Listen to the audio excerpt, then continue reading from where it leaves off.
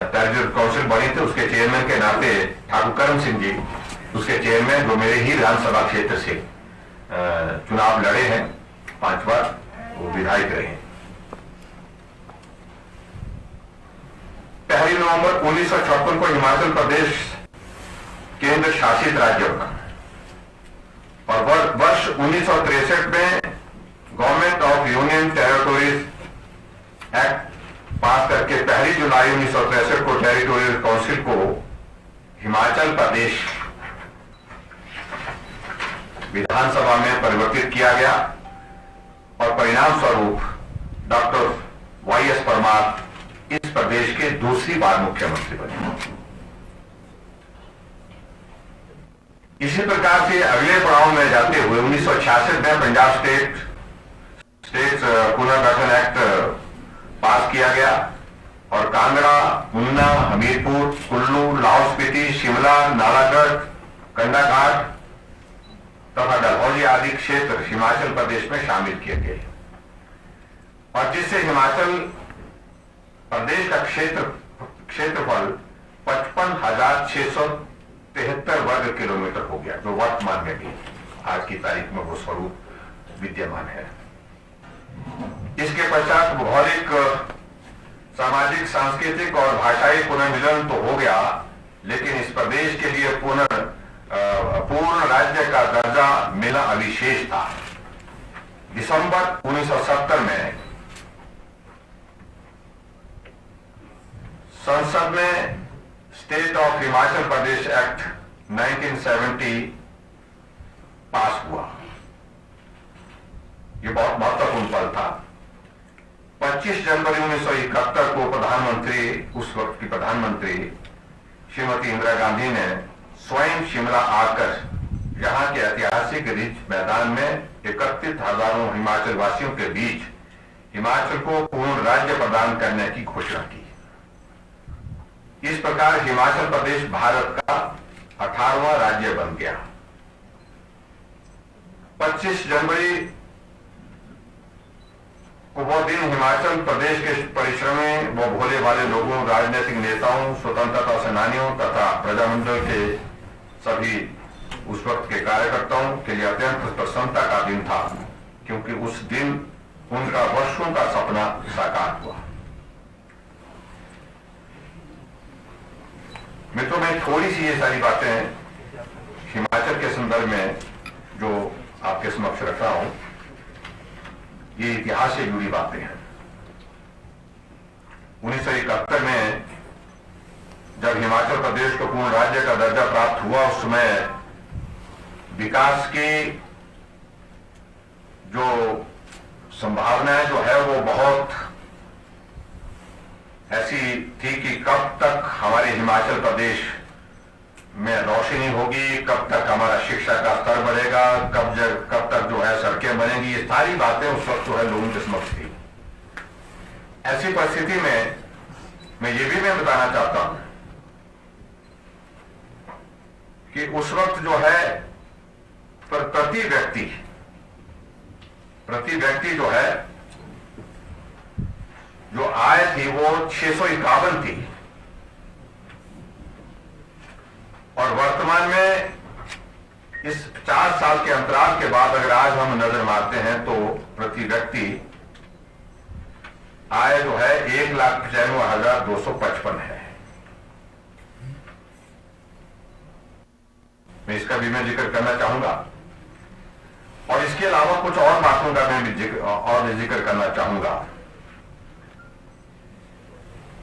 हमारा जो कृषि का क्षेत्र जो है वो उस वक्त जो है 1971 में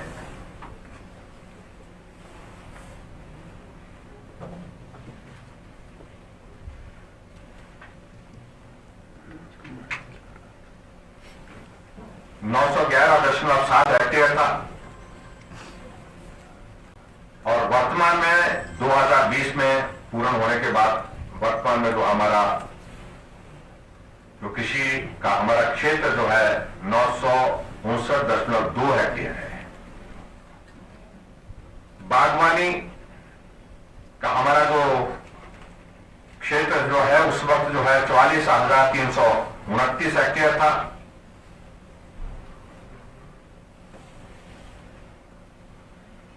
और वर्तमान में जो हमारा ये बागवानी का क्षेत्र जो है 2,32,139 हेक्टेयर है।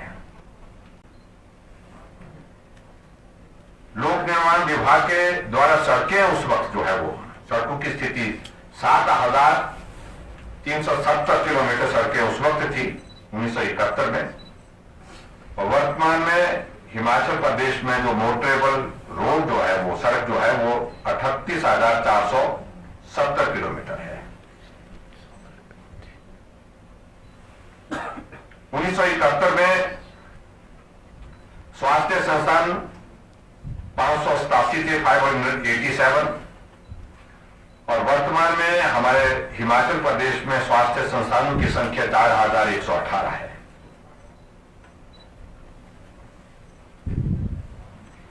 जन्म दर यानी कि बर्थ रेट जो है वो 37.3 था 1971 में, और 2020 में 15.7 है। ये एक बहुत सिग्निफिकेंट है, आगे से भी कम हुआ है। डेथ रेट मृत्यु दर 1971 में 15.6 थी और 2021 तक पहुंचते हुए 6.9 है, 6.9 है। इसका अभिप्राय यह है कि स्वास्थ्य की बहुत बेहतरीन सुविधाएं हिमाचल प्रदेश में उपलब्ध होने के साथ में लोगों के जीवन में जो है वो स्वस्थ होकर के लंबी आयु तक जीने का जो है एक ये दौर दिखता है। शिशु मृत्यु दर जो है वो 118 थी 1971 में और अभी घट करके सिर्फ 19 है, 19 है। मेडिकल कॉलेज सरकारी और निजी क्षेत्र में उस वक्त सिर्फ एक था। अब हिमाचल प्रदेश में हमारे 6 मेडिकल कॉलेज सरकारी क्षेत्र में और 6 मेडिकल कॉलेज के साथ साथ में एक एम्स और इंडियन मेडिकल इंस्टीट्यूट और एक प्राइवेट मेडिकल कॉलेज भी हिमाचल प्रदेश में आज की तारीख में है।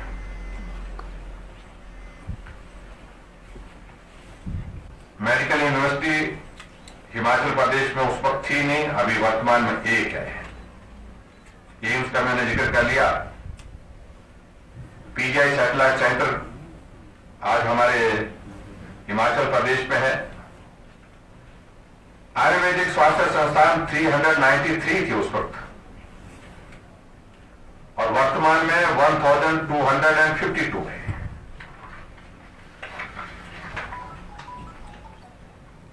शिक्षा संस्थानों की अगर हम बात करें तो शिक्षा संस्थान 4,945 71 में थे और वर्तमान में 15,551 है एजुकेशन इंस्टीट्यूशंस। प्राइमरी स्कूल 3,768 थे और वर्तमान में प्राइमरी स्कूल 10,716 है, 10,716 है। मिडिल स्कूल हिमाचल प्रदेश में उस वक्त 742 थे। आज मिडिल स्कूलों की संख्या 2,038 है।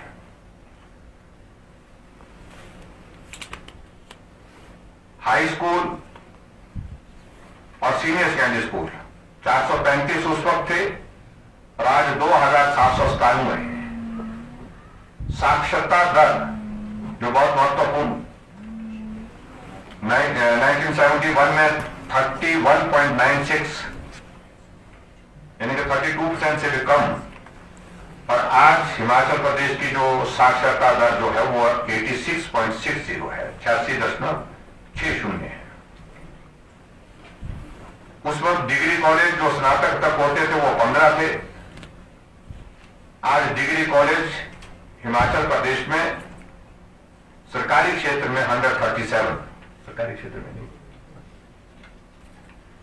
और इसके अलावा प्राइवेट सेक्टर में वो जो है वो अलग से है।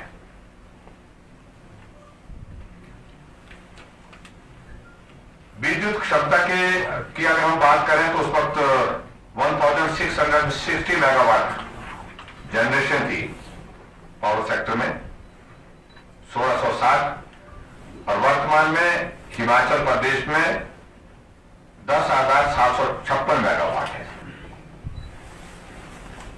कुल उपभोक्ता उस वक्त 71 में 1,79,616 थे, और वर्तमान में 25,32,721 है। विद्युतीकृत गांव वो संख्या 3,249 थी 1971 में, और आज हिमाचल प्रदेश 100% जो है वो विद्युतीकृत है। 17,855 गांव, सभी गांव में बिजली उपलब्ध है।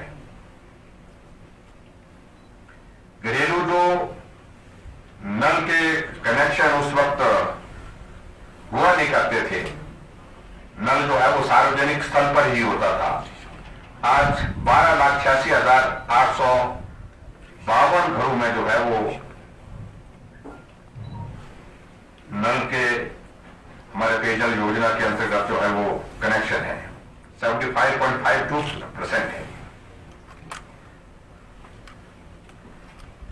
और इरिगेशन का उस वक्त का आंकड़ा हमारे पास उपलब्ध नहीं है, लेकिन आज 2.81 लाख हेक्टेयर क्षेत्र जो है वो जहां इरिगेशन की सुविधा हमारे पास उपलब्ध है।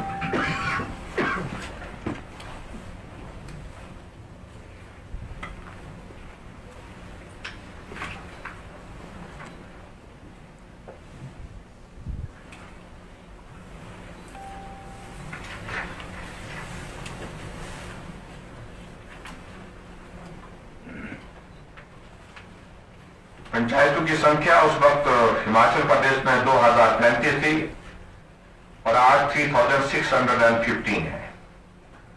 आंगनवाड़ी केंद्रों की संख्या 55 थी 1971 में, आज 18,925 है।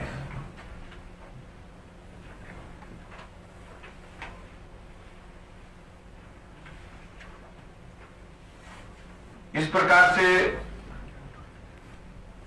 अगर हम फॉरेस्ट की हम बात करें, राज्य में वन भूमि, उसकी अगर हम बात करें उस वक्त 38.4% था, और आज 66.6% है।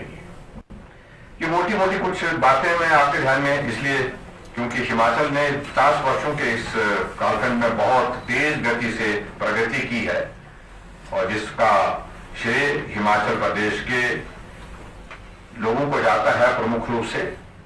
और उसके साथ साथ में हिमाचल प्रदेश में अलग अलग समय में जिन नेतृत्व ने काम किया है, डॉक्टर वाई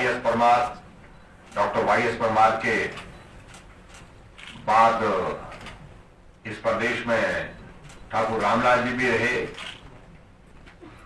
श्री शांता कुमार जी 2 बार मुख्यमंत्री रहे, वीरभद्र सिंह जी मुख्यमंत्री लंबे समय तक रहे,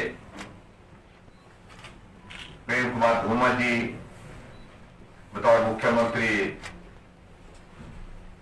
इस प्रदेश में 2 टर्म यानी कि 10 साल तक कार्य करके इस प्रदेश को विकास की दृष्टि से आगे बढ़ाने में उनका भी बहुत बड़ा कंट्रीब्यूशन रहा है। इन सब लोगों ने हिमाचल प्रदेश में बहुत महत्वपूर्ण काम किया है। मित्रों, अब जब जहां स्वर्ण जयंती का हम जिक्र कर रहे हैं, उसमें हमारा अब एक लक्ष्य है कि हम चाहते हैं कि इसमें अच्छा पार्टिसिपेशन हिमाचल प्रदेश का लोगों का उस दृष्टि से लिया जाए। उसके लिए हमने कुछ कार्यक्रम मोटे तौर पर कुछ सोचे हैं, कुछ विचार किए हैं। उसके लिए शेड्यूल बन रहा है, कब से कौन सा कार्यक्रम हम करेंगे आने वाले समय में।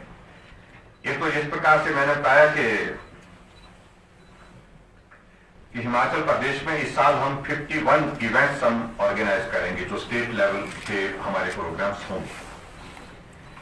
हालांकि हमने पिछले साल भी सारी तैयारी कर ली थी, हम पिछले साल से इसको मनाना चाह रहे थे और इस साल तक इसको कंप्लीट करना चाह रहे थे, यानी कि 25 तारीख तक, 25 जनवरी को जब हमारा 50 साल का ये कार्यकाल पूरा हो रहा है तो उस पर करना चाह रहे हैं। लेकिन कोविड के चलते पिछला साल हमारा पूरा जो है वो डिस्टर्ब रहा, हम कोई कार्यक्रम ऑर्गेनाइज नहीं कर सके जो प्लान किया था। इसलिए हमने कहा कि अब 50 ईयर्स कंप्लीट होने के बाद जो 51st जो है 51वां जो साल शुरू होगा, तो उस साल हम पूरे साल इस कार्यक्रम को करेंगे। इसमें प्रमुख रूप से एक तो हिमाचल प्रदेश में हर क्षेत्र में जो विकास हुआ है उसकी जानकारी लोगों तक पहुंच सके, और इसलिए स्वर्णिम रथ यात्रा हिमाचल प्रदेश में हम आने वाले समय में करेंगे। शेड्यूल इसका हम देने वाले हैं, जो आम जनता तक हिमाचल प्रदेश के ग्रामीण क्षेत्रों में भी हर विधानसभा क्षेत्र में हर ब्लॉक स्तर पर वो यात्रा जाएगी, और उसमें सभी जिलों में इस यात्रा को शुरू किया जाएगा रथ बना करके, और उसके बाद इस कार्यक्रम को शेड्यूल बना करके पूरा शेड्यूल जब इसका बन करके तैयार होगा वो जानकारी आपको देंगे। और उसमें हिमाचल प्रदेश की जो गौरवमय यात्रा उसके संदर्भ में लोगों तक जो जानकारियां उपलब्ध कराई जा सकती है उन जानकारी को पहुंचाने के लिए काम करेंगे। और आज गिनती का दौर भी समाप्त हो गया, और मैं सभी चुने हुए प्रतिनिधियों को जहां बधाई भी देता हूं, वहां शुभकामनाएं भी देता हूं। उनके जीवन के लिए भी एक बहुत सुनहरी अवसर है ये कि 50 साल यानी कि स्वर्ण जयंती का हमारा स्टेटहुड का कार्यक्रम उनकी शपथ ग्रहण के बाद जो है उसी कार्यकाल में उनके इसमें जो शुरू हो रहा है। इसलिए चुने हुए प्रतिनिधि वार्ड मेंबर से लेकर के पंचायत का उप प्रधान, प्रधान, ब्लॉक समिति का सदस्य, चेयरमैन, वाइस चेयरमैन, जिला परिषद का मेंबर, नगर परिषद, नगर पंचायत के सारे काउंसलर्स और कॉर्पोरेशन के काउंसलर्स, और उसके साथ साथ में मेयर, डेप्टी मेयर, नगर परिषद के अध्यक्ष, उपाध्यक्ष, नगर पंचायत के अध्यक्ष, उपाध्यक्ष, इन सबको इस कार्यक्रम के साथ जोड़ेंगे। उनके लिए जो कार्यक्रम बना रहे हैं उसमें बहुत सारे कार्यक्रम पंचायत के स्तर पर स्वच्छता के लिए हमने किस प्रकार से काम करना है, लेकिन सारा ये स्टेटहुड के 50 ईयर यानी कि स्वर्णिम हिमाचल के जो है वो इसको इस प्रकार से जोड़ा जाएगा अपने अपनी पंचायती में किस प्रकार से हम काम करें, और उनके समक्ष जो है ये चुने हुए प्रतिनिधियों के समक्ष हिमाचल प्रदेश की इतिहास की सारी बातों का जिक्र, जो उनका ट्रेनिंग मॉड्यूल होगा, अभी चुनने के बाद इनकी ट्रेनिंग होती है, उसमें भी शामिल किया जाएगा।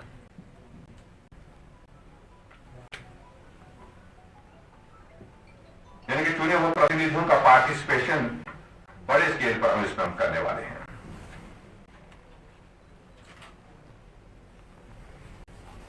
इसी के साथ साथ में नई जनरेशन को हिमाचल के इतिहास को जानने के लिए, उन तक इस सारे विषय को पहुंचाने के लिए स्कूल, कॉलेजेस, यूनिवर्सिटी में debate, declamation, one act play, और उसके साथ साथ में पेंटिंग कॉम्पिटिशन्स, इस प्रकार की प्रतिस्पर्धाएं की जाएंगी, और प्रतिस्पर्धाओं के माध्यम से उनको जो उसमें अच्छे इस पे आएंगे, जो स्थान हासिल करेंगे, उसमें उनको सम्मानित करने का भी उसमें कार्यक्रम करेंगे। इसका भी हम शेड्यूल बना करके जो है वो स्कूल कॉलेजेस के लिए हम देने वाले हैं।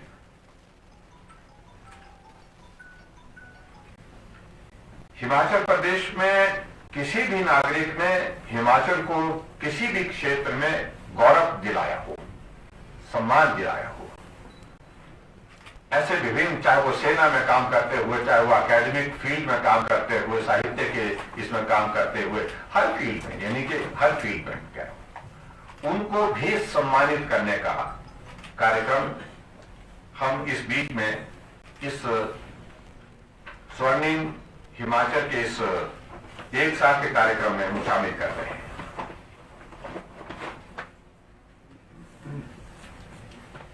हिमाचल प्रदेश देवभूमि के नाम से भी जाना जाता है। यहाँ बहुत सारे मेले होते हैं, लेकिन फिलहाल हमने मेलों में भी इसके लिए हम प्रदर्शनी वगैरह लगा करके मेलों में भी सारी बातों को लोगों के बीच में रखने के लिए उसके लिए प्लान कर रहे हैं। लेकिन विशेष तौर से जो इंटरनेशनल फेस होते हैं, हमारे अंतर्राष्ट्रीय मेले होते हैं, मंडी में शिवरात्रि है, कुल्लू का दशहरा है, मिंजर है, ये रेणुका जी का ये होता है, मेला होता है, लवी का मेला होता है। इन ऐतिहासिक मेलों में भी एक दिन स्वर्ण जयंती हिमाचल, स्वर्णिम हिमाचल के इस पर जो है डेडिकेट किया जाएगा। पूरे दिन के कार्यक्रम जो है उस दृष्टि से उसमें किए जाएंगे और सभी मेलों में जो है वो प्रदर्शनियां हिमाचल प्रदेश के इतिहास की, हिमाचल तब और हिमाचल अब, इस बात को लेकर के भी वो भी हम करने वाले हैं। इसके साथ साथ में हिमाचल प्रदेश में जो ऐसे लोग जो जनप्रतिनिधि के नाते विधानसभा के अंदर रहे हों, लोकसभा के अंदर रहे हों, राज्यसभा के अंदर रहे हों पिछले 50 वर्षों में, जो आज भी हमारे बीच में समाज में मौजूद हैं, उन लोगों को भी बुला करके उनका भी सम्मान करने का कार्यक्रम इस बीच में हम करेंगे, विशेष कार्यक्रम करेंगे, क्योंकि उनका भी एक योगदान रहा है, एक प्रतिनिधि के नाते, एक चुने हुए प्रतिनिधि के नाते एक भूमिका रही है।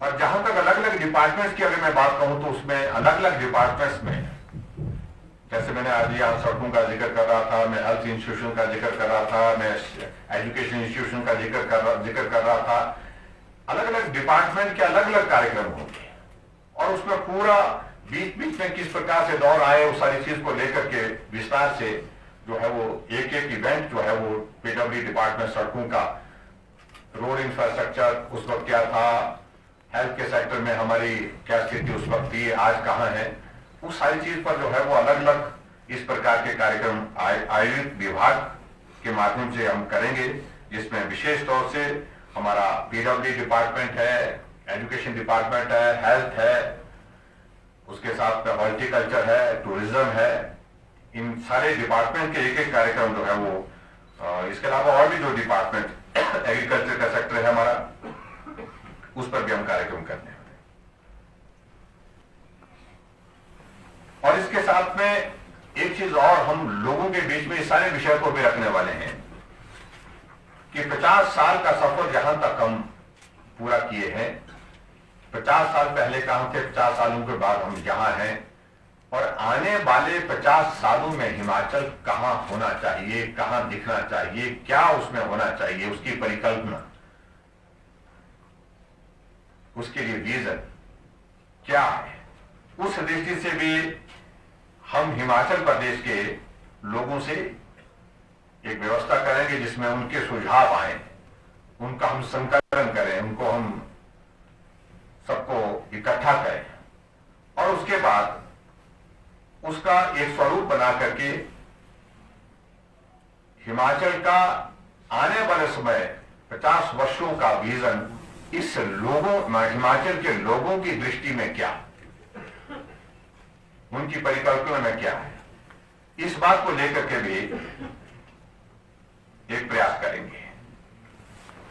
ये कुछ बातों का जिक्र मैं इस प्रकार से इस कार्यक्रम से संबंधित कर रहा था, वो मैंने किया है, लेकिन सबसे पहले तो मैं सभी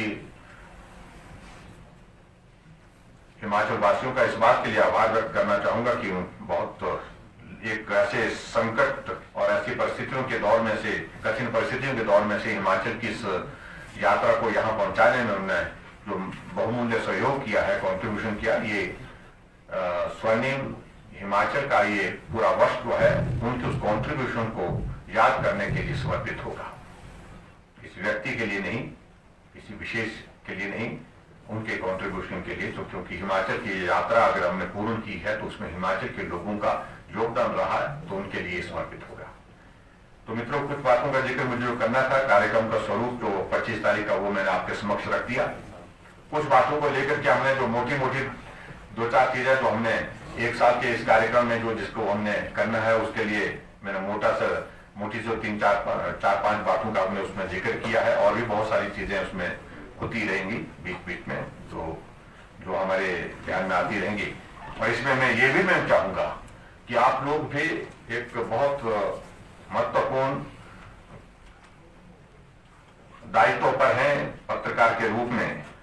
तो कोई भी सुझाव आपकी ओर से हिमाचल के संदर्भ में, और ये भी हम सोच रहे हैं, इस बात पर भी सोच रहे हैं, एक कार्यक्रम हम डेडिकेट मीडिया के लिए भी करेंगे।